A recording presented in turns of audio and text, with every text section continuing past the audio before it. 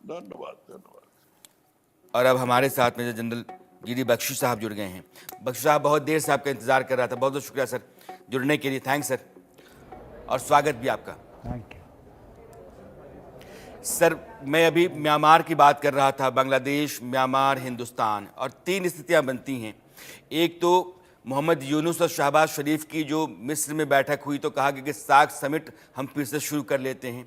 तो दोनों भाई मिलकर के एक नई शुरुआत करना चाहते हैं। हिंदुस्तान ने सार्क समिट को 2016 में ही बंद करा दिया था कि तुम्हारे साथ तो बात हो ही नहीं सकती है।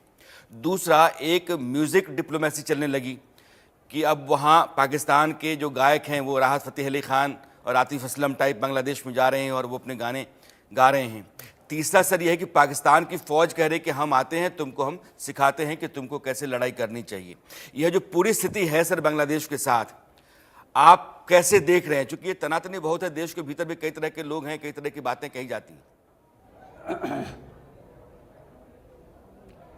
देखिए साहब, मैं जो है, मैं 1971 के युद्ध में हिस्सा ले चुका हूँ, ठीक है। और उस वक़्त मैंने देखा था क्या हाल था बांग्लादेश में। कोई 3 मिलियन बांग्लादेशी लोगों को जान से मार डाला गया था।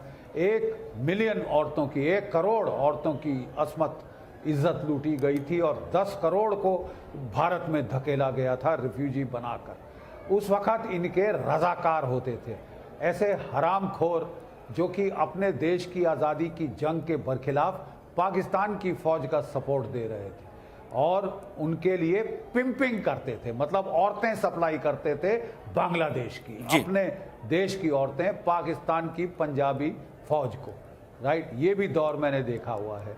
आज वहाँ पे एक मोहम्मद यूनुस नाम का शख्स वॉशिंगटन से पैराशूट किया गया है।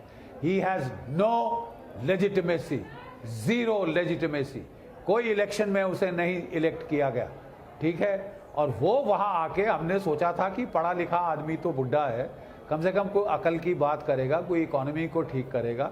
ये तो वहाँ जाके जमायते इस्लामी का टट्टू बन गया है और ये जो है वहाँ पे भारत को धमकियाँ दे रहा है। जो हिंदू लोग हैं बेचारे, हिंदू जो समाज बांग्लादेश में जो माइनॉरिटीज़ हैं, उनके मंदिर तोड़वा रहा है, उनके घर जलवा रहा है, उनके लोगों को मरवा रहा है, औरतों को रेप करा रहा है। This will not do.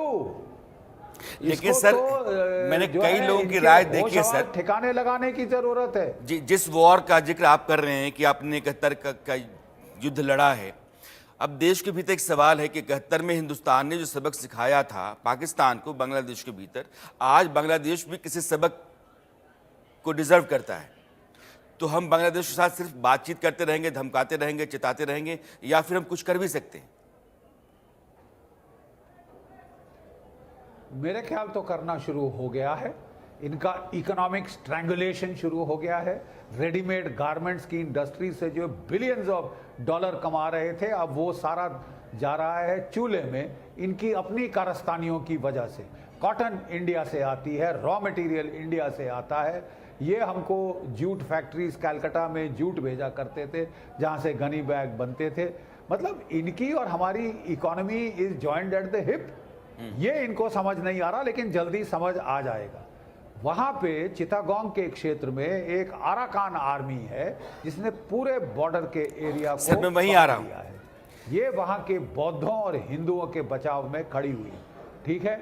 और उन्होंने जो है टेकनजोला जो इनका एक बॉर्डर एरिया है, उसको भी वहाँ से बांग्लादेश की फौज को खदेड़ दिया है, भगा दिया है। अगर बांग्लादेश फिर से ईस्ट पाकिस्तान बनना चाहता है तो ये इतिहास का एक अजूबा होगा। यानी कि एक देश जो कि कॉलोनी था वेस्ट पाकिस्तान का, पंजाबियों की कॉलोनी थी, जिसको लूट खाया उन लोगों ने, वो 50 साल के बाद फिर से कॉलोनी बनना चाहता है। हमने ऐसा दूसरा उदाहरण पूरी दुनिया में नहीं देखा। ऐसे नीच लोग, ऐसे बेगैरत लोग, उनका क्या कहा जाए। ये जो इन्होंने तख्ता पलट किया है हसीना वाजिद का, CIA की मदद से, ISI की मदद से, ये इनको और कोई नमूना नहीं मिला सिवाय पाकिस्तान के फटीचर मुल्क। जनरल बख्शी, लेकिन एक सवाल मेरा आपसे दे पा रहा अपने लोगों को।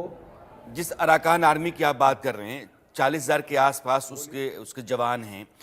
टेक्नौफ पर कब्जा उसका है। बांग्लादेश से लगने वाली 272 किलोमीटर सीमा है, उस पर उसका कब्जा है। पूरे रखाइन पर अभी मैं पढ़ रहा था कि वहाँ जो जोनल कमांड आर्मी की है, म्यांमार आर्मी की, उसके ऊपर भी उसने कब्जा कर लिया है और पूरे रखाइन प्रोविंस के ऊपर उसका नियंत्रण हो गया है। बौद्धों और हिंदुओं के ऊपर होने वाले बांग्लादेश के भीतर हमले को लेकर के यह आर्मी लगातार आक्रामक रही है और ये मानती है कि जो हो रहा है गलत हो रहा है।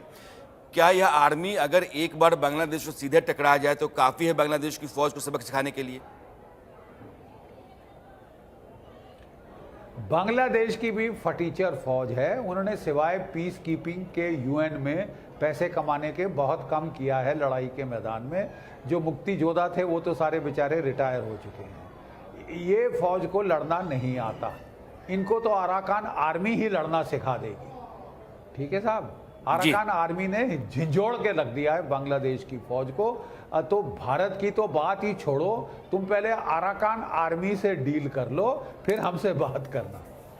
ठीक है sir, thank you sir, thanks lot sir समय निकालने के लिए, बातचीत करने के लिए। और अब हिंदुस्तान से 3,000 किलोमीटर दूर अरब